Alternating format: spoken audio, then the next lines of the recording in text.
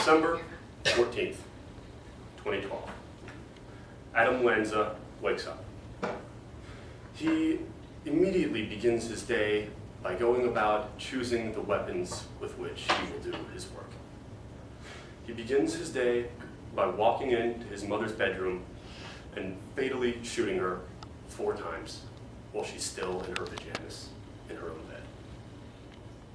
He then proceeds to go to Sandy Hook Elementary School, and at 9:30 in the morning, shoots down the locked glass door that was in the front of the school, designed to keep the 700 faculty members and students inside safe.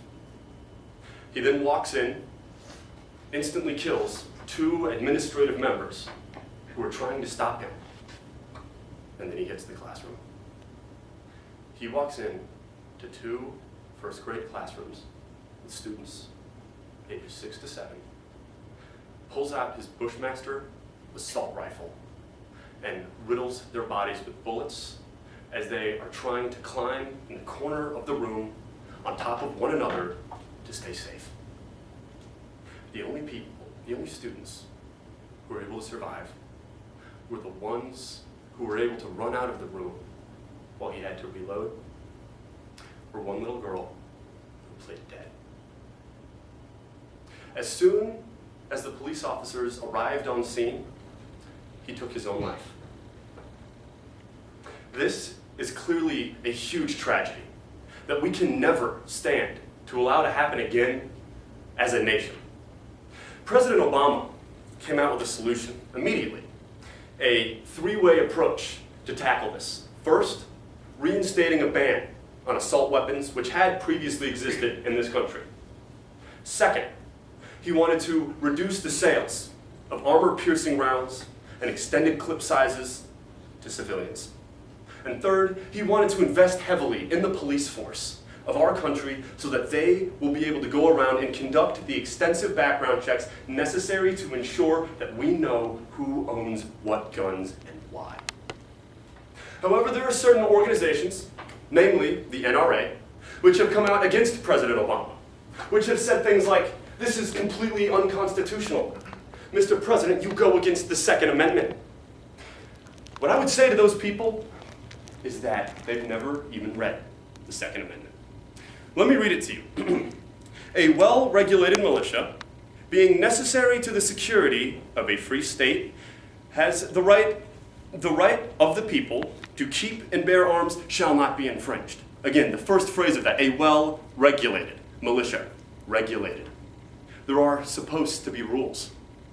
Even in the 2008 Supreme Court case of the District of Columbia versus Heller, the judges weighed in favor, 5-4, in favor of stricter gun regulation, and the extremely conservative Justice Antonin Scalia said that the Second Amendment undoubtedly permits restrictions on firearms.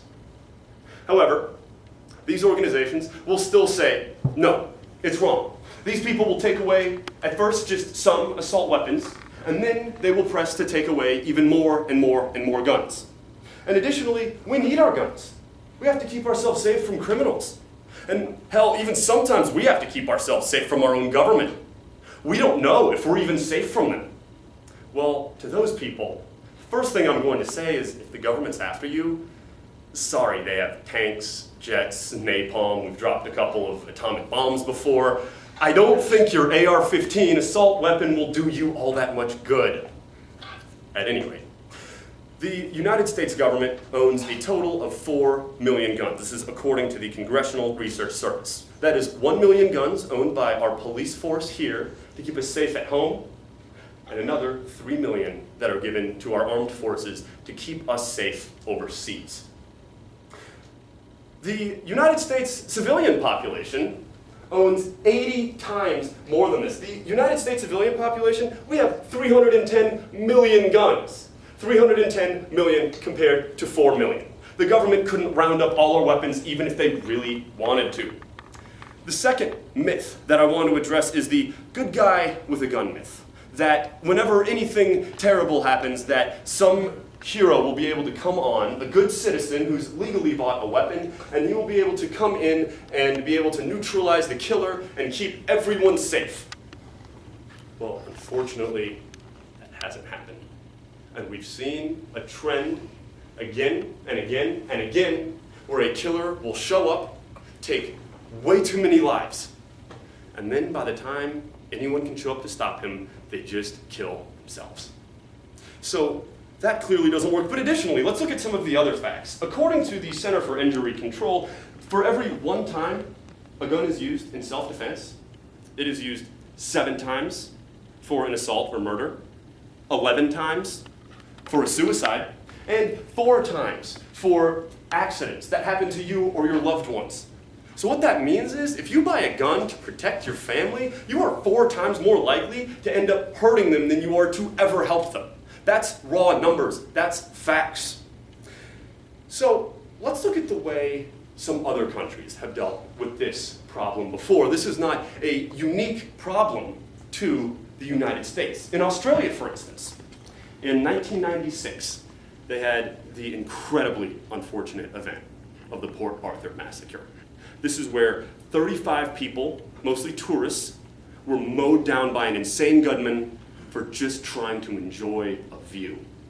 Another 23 or so were injured, and then of course, there's the psychological aspects. You don't watch all of these people killed in front of you and walk away and be okay. So what Australia decided to do was they wanted to put a ban on assault weapons and then enforce much stricter laws around all guns in general in their country. Now in Australia, if you want to buy a gun, you have to have a reason.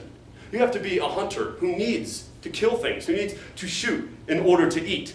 Or you have to be a farmer who needs to be able to shoot in order to defend your own farm and your own livelihood. Random people can't just go out and buy guns anymore. The result of this? They'd had around 11 killings in the 10-year period before they placed this ban. Since they've placed this ban, they've had none. Additionally, the UK has seen very similar response rates. In fact, in 2011, they only saw 59 deaths from gunfire. And in Japan, another example, they have some of the strictest gun regulation in the world. In Japan, you go to jail if you have a handgun in Japan. And the thing is, they only had 11 deaths in 2011.